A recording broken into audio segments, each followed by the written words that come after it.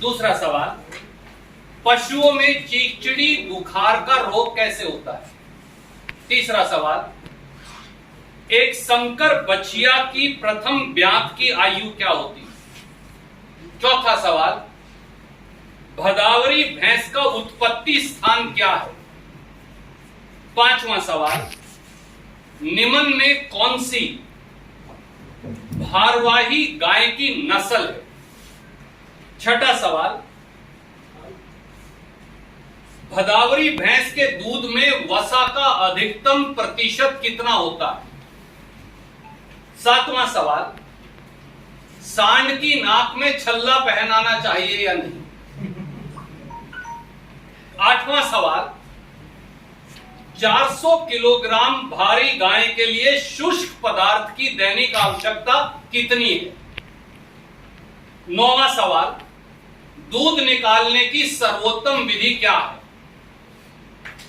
10वां सवाल, गाय और भैंस किस परिवार से संबंधित है? एक और सवाल, बाजरे की फसल में कितना बीज डालना पड़ेगा?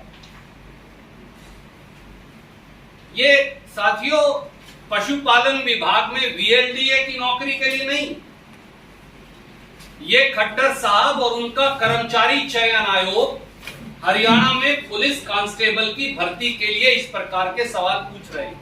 और अब क्योंकि पेपर लीक हो गए हैं तो उनमें से 2 सैंपल्स की प्रतिलिपि मैं आपको भेज रहा हूं, क्योंकि पेपर लीक हो गया तो हम पढ़ पाए।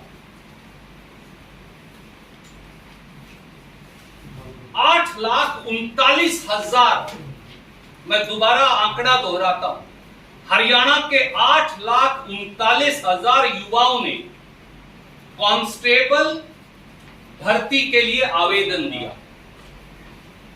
यानी हर पांचवा, अगर एक परिवार में 5 सदस्य हो तो यह लगभग 50 लाख की संख्या हो जाती है। यानी हरियाणा का हर 5वां परिवार इस पुलिस भर्ती से प्रभावित हुआ।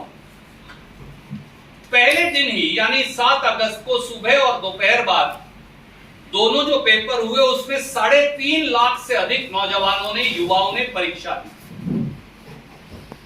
अनुमान है कि युवाओं उनके माता पिता के द्वारा परीक्षा की ट्रेनिंग के लिए कोचिंग इत्यादि लेने, फॉर्म भरने, परीक्षा शुल्क जमा करवाने, आने जाने का खर्चा उठाने, इसमें हरियाणा के लोगों का 100 करोड़ रुपया खर्च हुआ। परंतु नतीजा क्या निकला? 28वीं बार फिर पेपर लीक हुआ, पेपर बिका। 12 से 18 लाख रुपया हरियाणा के युवाओं को वो पेपर खरीदने के लिए पेपर माफिया को देना पड़ा और आखिर में पेपर कैंसिल हो गया। खट्टर सरकार और कर्मचारी चयन आयोग हर साल गोपनीयता यानी सीक्रेसी पर 25 करोड़ रुपया खर्च करता है। पेपर कंडक्ट करवाने का ठेका हैदराबाद की एक कंपनी को दे रखा, यानी अगले पेपर भी यही कंपनी करेगी।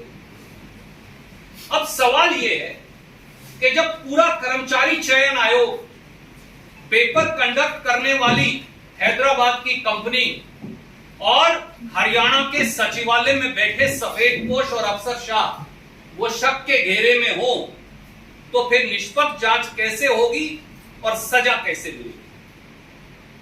और साथियों, सनसनीखेज और चौंकाने वाली बात यह है कि अगर इस कांस्टेबल परीक्षा का पेपर लीक भी ना होता तो भी क्या इन उल जलूल, बेतुके और ऊट पटांग सवालों के आधार पर भर्ती हो सकती थी?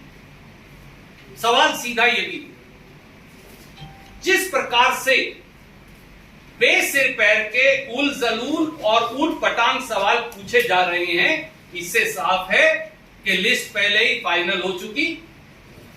जिन्हें भर्ती करना है उन्हें बता दिया गया कि इस प्रकार के बेवकूफाना सवाल आएंगे जिनका कांस्टेबल भर्ती से कोई लेना देना नहीं, उसकी तैयारी कर लीजिए। जालसाजी और धोखाधड़ी भाजपा जजपा सरकार की साफ है।